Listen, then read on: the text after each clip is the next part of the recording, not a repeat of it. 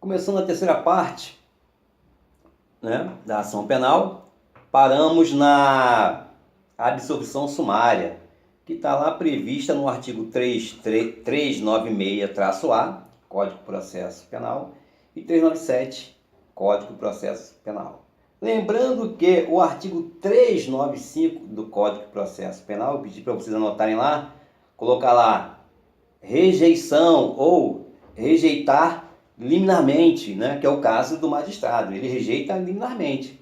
Então, rejeição, artigo 395, Código de Processo Penal. Artigo 396-A e 397, Código de Processo Penal, absolvição sumária. Escrevam lá no seu vadimécumzinho lá. Vou ler agora aqui em verbes. Artigo 396-A. Vou ler já comentando, tá?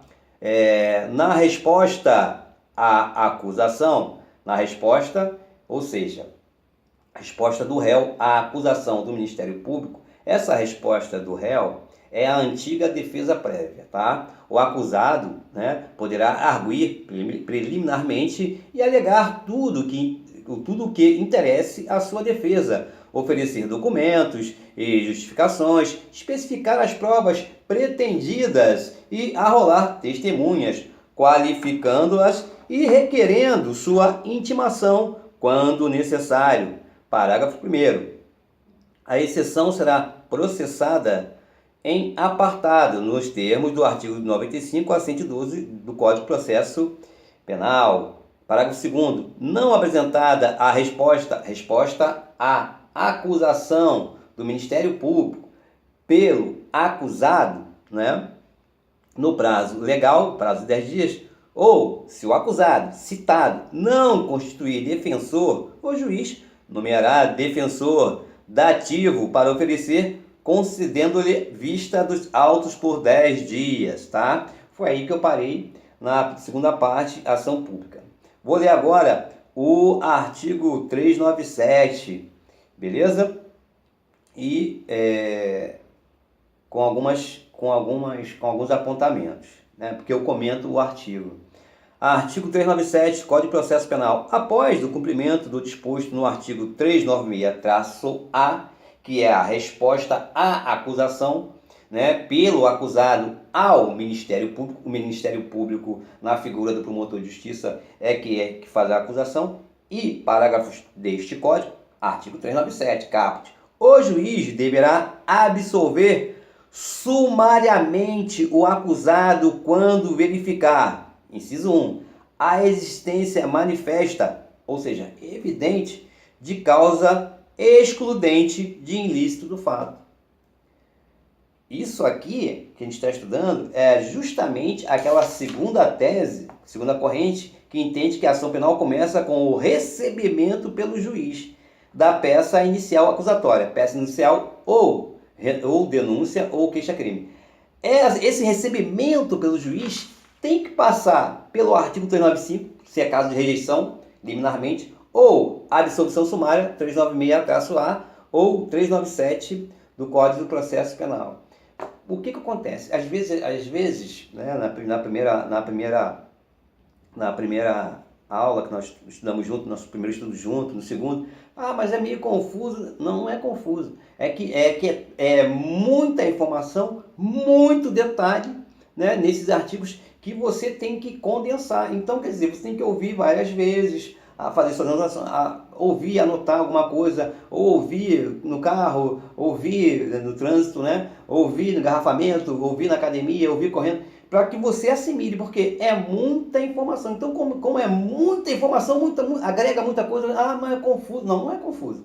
É que você realmente, se você fizer a leitura, ouvir esse estudo, primeira, duas, três, vai ver que é tranquilo. Por quê? Porque é um assunto com muita informação agregada a cada artigo, ok? Então, continuando o artigo 397, inciso 2, a existência manifesta, ou seja, evidente, de causa excludente de culpabilidade do agente, salvo, quando ele fala salvo exceto, exceção e inimputabilidade. Aí sofrerá uma medida de segurança. No caso da inimputabilidade, vai sofrer uma medida de segurança. Inciso 3 do artigo 397, que o fato narrado evidentemente não constitui crime, ou seja, ou é atípico, fato atípico, ou um indiferente penal. Ou, inciso 4 do artigo 397, extinta a punibilidade do agente. O que acontece? Por que parece que é confuso? Por quê? Porque você está estudando aqui e fazendo referência desde o início do processo penal. Você vai lá no princípio, você vai na fase de inquérito. Aqui a gente já está na segunda fase, fase processual. Ampla defesa, contraditório. Se não tem advogado constituído, o magistrado nomeia um defensor dativo, enfim. Então, quer dizer, volta e meia, nós temos que ir lá. Então, quer dizer, agrega milhões de informação. É a mesma coisa aqui, artigo 397, inciso 3, que o fato narrado, evidentemente, não constitui crime. Aí eu comentei a tipicidade ou o indiferente penal. Parte geral, Código Penal, né? Ou então aqui, a existência manifesta de causa excludente da culpabilidade. Existência manifesta. Existência evidente, né? A existência evidente de causa de excludente de culpa, salvo, exceto, inimputabilidade, aí vai sofrer uma medida de segurança. Parte geral, Código Penal, direito material, que é, no caso, nosso Código Penal. Bom, passado pelo crivo do juiz analisando, artigo 395, rejeição, artigo 396-A, 397, absolvição sumária. Esse é o crivo, para ver se vai se enquadrar na segunda corrente, se ele recebe ou não. Tá? Então a primeira corrente dizia o seguinte: a ação começa com o oferecimento pelo Ministério Público. Pô, oferecer o Ministério Público? Mas quem vai analisar é o magistrado, por isso que a corrente majoritária, a corrente mais larga, juntamente com os tribunais superiores, adota a segunda corrente, que entende que a ação penal começa com o recebimento pelo juiz da peça inicial acusatória. Peça inicial nós temos duas, denúncia ou queixa-crime. Ah, mas está repetindo, tem que repetir, porque tem que ficar na massa do sangue. Que quando vem a questão da prova lá, você já está, balizado, tá? Então tá.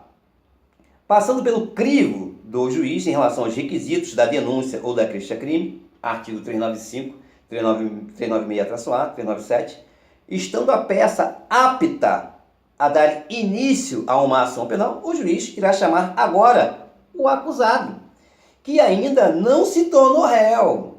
Vai chamar o acusado para a resposta à acusação, que é a antiga defesa prévia, tá?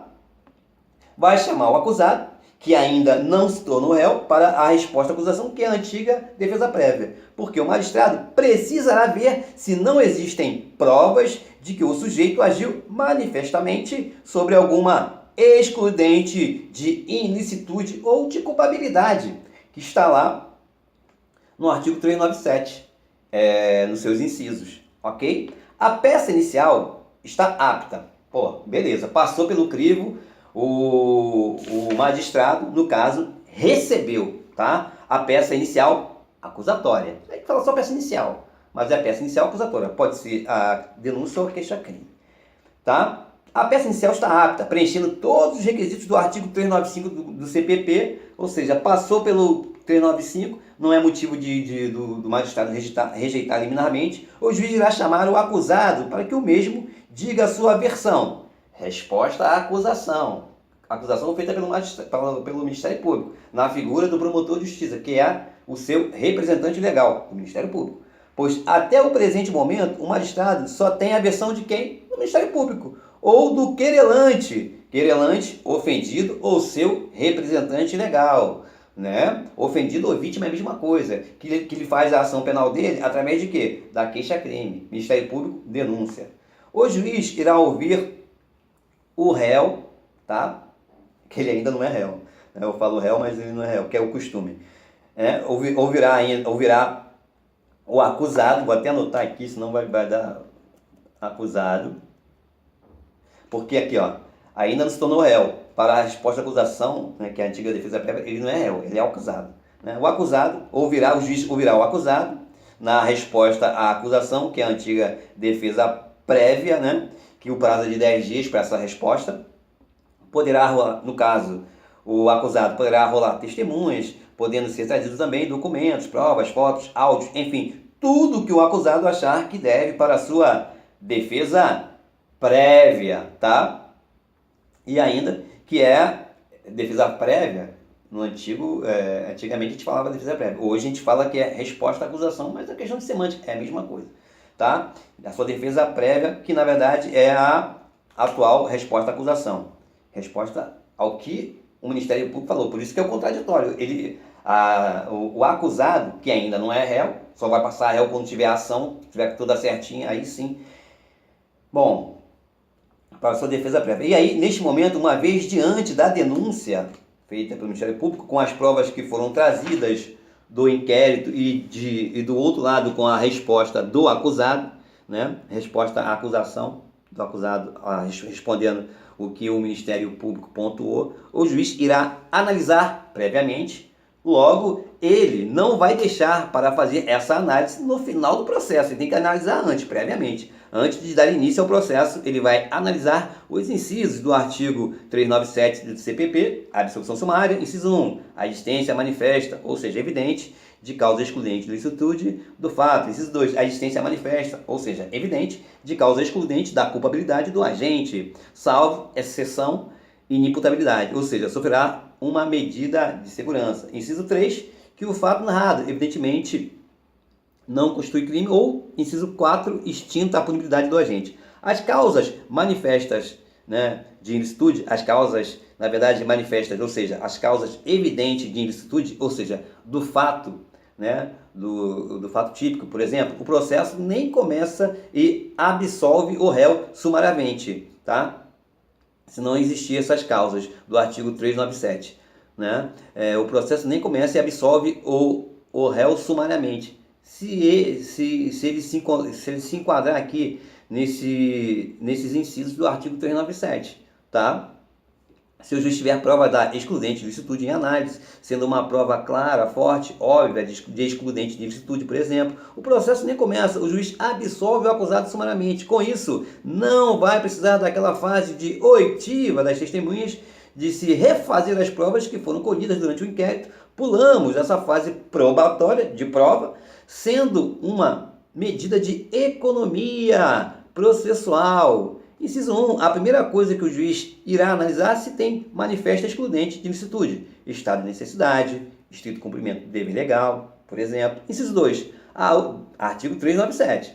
A outra análise, o outro elemento é se manifestamente houve, né, uma exclusão da culpabilidade do agente, ou seja, se tiver uma excludente de culpabilidade, o juiz também irá absolver sumariamente o acusado, exceto se essa excludente de culpabilidade do agente, né, do acusado, for de inimputabilidade. E nesse caso seria a inimputabilidade, que não é por idade, porque se fosse por idade não teria inquérito, não teria oferecimento de denúncia por se tratar de pessoa menor, né? Aí seria uma medida socioeducativa, tá? E não uma medida de segurança. Bom, de pessoa com doença mental e por causa dessa doença mental cometeu um crime, ela será processada e ela receberá ao final uma medida de segurança, porque ela está dentro do quadro da inimputabilidade. Inimputabilidade não é dizer que ela vai ser solta e vai embora para casa tranquila como se nada tivesse acontecido. Negativo. Se for uma criança, se for adolescente, né, aí é medida socioeducativa. Se for uma pessoa que é doente mental, né, receberá, no caso, uma medida de segurança. Será absolvida sumariamente, mas sofrerá uma medida de segurança. Inciso 3, fato denunciado, que aparentemente é um crime, mas quando o juiz analisa a resposta do acusado, percebe que de fato não aconteceu nenhum crime. É um indiferente penal, né? Não tem por que o Estado tutelar, né?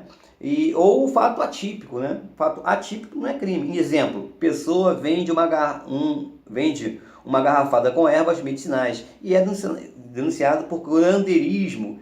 Se é provado, através de estudos, pesquisas, laudos, que não é curandeirismo, nesse caso o juiz absolve sumariamente o acusado, não sendo preciso aquela fase instrutória. Bom,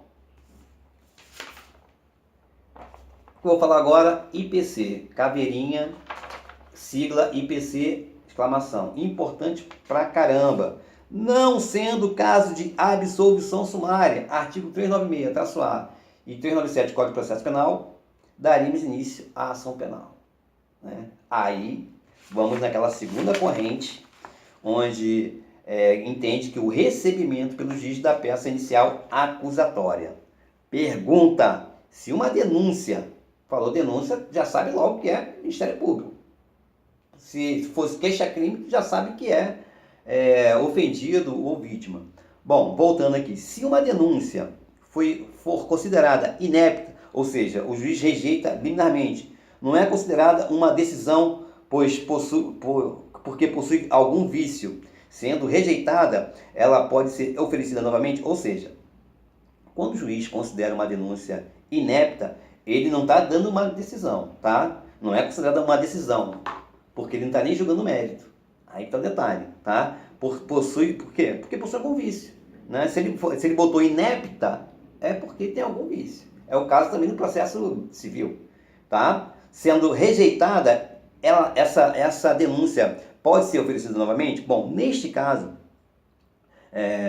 eu não tenho uma decisão dizendo que a pessoa foi absolvida ou que a pessoa foi condenada. Então, a denúncia pode ser oferecida novamente. Ou se for um vício pequeno, o juiz pode chamar a parte para saná-lo. Ou a pessoa percebeu o vício e pode sozinha saná-lo. Acontece muito com as ações penais privadas, pois uma das exigências para se oferecer a queixa-crime é que na procuração adjudícia que se faz para o advogado tem que constar os poderes, o poder específico para oferecer queixa-crime e tem que trazer uma breve narrativa dos fatos na procuração adjudícia.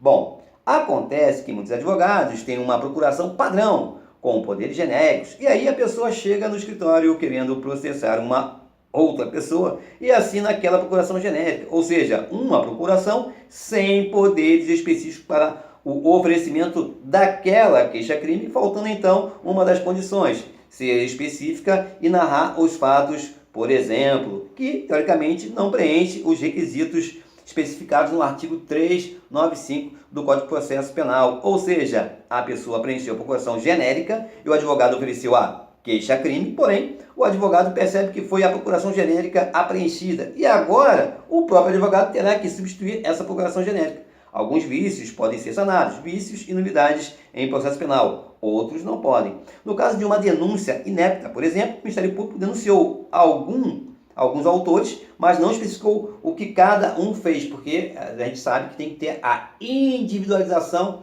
né, da pena. O advogado pode aditar, né, juntar aquilo que é acrescentado a um documento com o objetivo de elucidar, completar ou corrigir conteúdo. O advogado pode aditar a denúncia, ou seja, para dizer que fulano de tal, né, seu cliente, tinha uma função como partícipe ou coautor, mas não de autor direto da ação, porque aí a pena já é menor dele.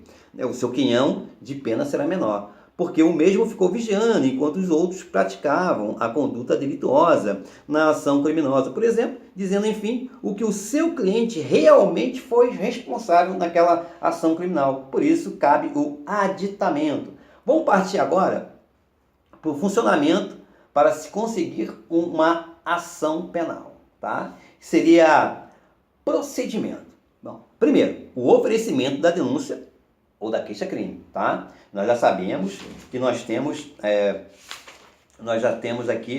a peça inicial acusatória, que é a denúncia ou a queixa-crime. Bom, primeira coisa, nosso procedimento é o oferecimento da denúncia ou da queixa-crime. Segundo, o juiz analisa, porque, segundo a segunda corrente majoritária, ele vai receber ou não, né? Ele vai analisar, que é o primeiro crivo, requisito ou pressuposto de admissibilidade, sabe se é apta ou inepta. Se foi preenchido os requisitos do artigo 395 do Código de Processo Penal, rejeita ou não, né, esse oferecimento da denúncia. Se não preencher, o juiz rejeita a denúncia ou a queixa-crime. Ou seja, o juiz não está indeferindo, pois indeferir a queixa ou a denúncia significa julgar o mérito. Então ele não indefere. Por isso que é importante pra caramba. É muita informação. Ah, tá meio confuso. Não, não tá confuso. Tem que ler, ouvir, escrever, anotar para ficar na massa do sangue. Tá ok? Então o que acontece? O juiz não está indeferindo, pois indeferir a queixa ou a denúncia significa julgar o mérito. Ele não está julgando o mérito, né? Ele está analisando. Se o juiz tivesse julgado o mérito e indeferido, o advogado ou o promotor não poderiam oferecer uma outra peça pelos mesmos fatos. No caso acima, ele está rejeitando a denúncia ou a queixa-crime, dizendo para que o promotor ou advogado refaça. Ele rejeita, ele não indefere, tá? Só há indeferimento se ele estivesse julgando o mérito. Ele não está julgando o mérito. Vamos lá no artigo 395. A denúncia ou queixa será rejeitada, então ele rejeita, ele não indefere. Está bem claro, literalidade do artigo 395. Será rejeitada quando? Inciso 1, for manifestamente inepta. Inciso 2, faltar pressuposto processual ou condição para o exercício da ação penal. Ou inciso 3, faltar justa causa para o exercício da ação penal. Parágrafo único foi revogado. Bom, o terceiro critério para a gente conseguir uma ação penal, né? O segundo crivo do juiz é analisar se não é caso de absolvição sumária. Absolvição sumária, artigo 395, Código de Processo Penal. E para ser caso de absolvição sumária, o juiz precisa que o acusado traga a versão dele e, uma vez tendo a peça inicial acusatória, denúncia ou queixa-crime, tá? E a resposta do acusado, né? A resposta do acusado, o juiz analisará se não é caso de absolvição sumária, que já está prevista no artigo 397 do Código de Processo Penal, tá? Que nós já lemos maciçamente, tá? Vou fazer aqui um adendo em relação ao artigo 397, tá? Que em relação ao inciso 3. Tá? Artigo 397, após o cumprimento do disposto no artigo 396-A, ou que parágrafo deste código, o juiz deverá absolver sumariamente o acusado quando verificar. Inciso 3. Aliás, inciso 2, que é importante, a existência manifesta, ou seja, evidente, de causa de excludente de culpabilidade do agente, salvo exceção, essa segunda parte, salvo exceção, inimputabilidade, caso de medida de segurança. Ou seja, com exceção de inimputabilidade, porque se for imputabilidade, o juiz não poderá absolver essa pessoa, ou haverá uma absolvição imprópria. O juiz absolve dizendo que o acusado é inimputável, mas como foi ele que praticou o crime, o juiz vai aplicar uma medida de segurança. Essa é a observação do inciso 2 do artigo 397 do Código de Processo Penal.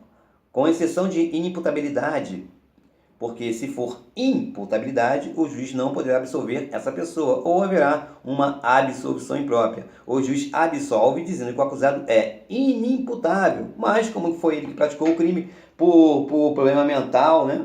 Como já dei o exemplo aqui anteriormente falando. Ok? Vamos para o quarto procedimento, né, do funcionamento para se conseguir uma ação penal. Quarto tópico, não sendo o caso de absolvição sumária, artigo 395, o juiz recebe a denúncia ou a queixa-crime e assim nós temos o início da ação penal. Via de impugnação, habeas corpus para o devido trancamento. Importante pra caramba, tá?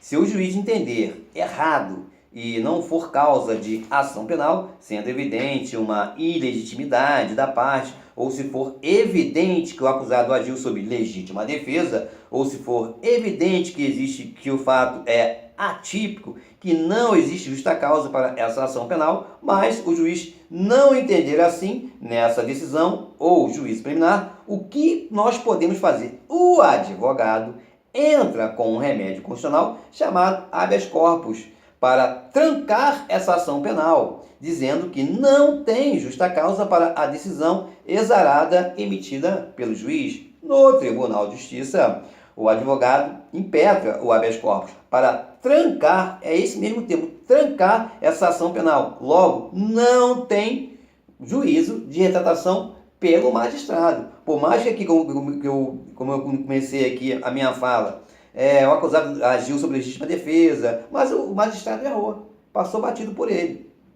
né? Bom, logo, a via de impugnação desse juízo preliminar, né, que recebe a denúncia, é o habeas corpus para o trancamento da ação penal. Bom, da decisão que rejeita a denúncia ou a queixa-crime, cabe recurso. Aí que tá. Decisão é uma coisa. Da decisão que rejeita a denúncia ou a queixa-crime, nós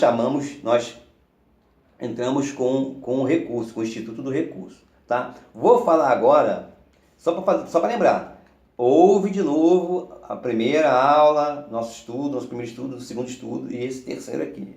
Duas, uma só não vai dar, tem que ser várias vezes. Espécie de ação penal se divide em duas, pública e privada. Existem doutrinadores que entendem que existem até 5 espécies de ação penal. Outros entendem que só tem 2 espécies de ação penal e o restante é tudo desdobramento dessa. Tá? O importante é que nos interessa não é a quantidade de espécies de ação penal, é o entendimento quais são as ações penais possíveis. Ok? Bom, no nosso entendimento, no nosso estudo, nós vamos ter 2 espécies de ação penal: ação penal pública e ação penal privada. Primeiro, ação penal pública. O titular da ação penal pública é quem tem legitimidade para a ação penal pública, que vai provocar o Estado juiz, através de uma ação penal pública, é o MP, Ministério Público, através do seu representante legal, que é o promotor de justiça. Bom, segundo, a ação penal privada é provocada pelo ofendido ou vítima, né? Ou o seu representante legal. Já falei que existe uma ordem, né, de preferencial, ordem preferencial, cônjuge, ascendente, descendente e irmão, tá? Ação, tô com tempo ainda? Tô com um tempinho.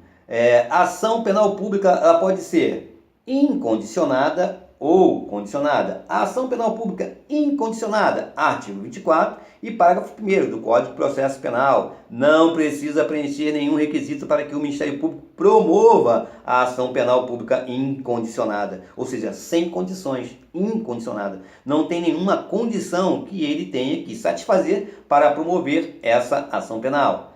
Segundo, letra B, a ação penal pública condicionada, artigo 24. Caput, Código de Processo Penal, é aquela ação que vem expressa na lei penal. Para que ela seja promovida, é necessário o preenchimento de algum requisito, de alguma condição. Temos 2 condições possíveis. A primeira, ação penal pública condicionada à representação do ofendido ou do seu representante legal. Está lá no artigo 25 do Código de Processo Penal, tá? E a segunda é a ação penal condicionada ao requerimento do ação penal pública condicionada ao requerimento do ministro da Justiça e não do Ministério. Ministério é a pegadinha. Ai, sempre esqueço isso. Mas é bom lembrar. Tá, esse requerimento, literalmente, usualmente é pedido, mas nesse caso não, é ordem. Tá? Eu vou ficando por aqui. No nosso próximo encontro, eu vou começar falando da ação penal pública condicionada à representação. Seria pedido / autorização, né, que ele faz ao Ministério Público, que é do ofendido. Então eu vou começar a ação penal pública condicionada à representação do ofendido ou do seu representante legal. Ofendido, vítima, representante legal. Tem uma ordem. Cônjuge, ascendente, descendente e irmão. Tá? Artigo 25. Código de Processo Penal, né? Forma livre, amplitude dos fatos, princípio da consubstanciação, capacidade postulatória, retratação. Capacidade postulatória, vítima ou representante legal, tá ok? Beleza? Então, vou começar daqui no nosso próximo encontro.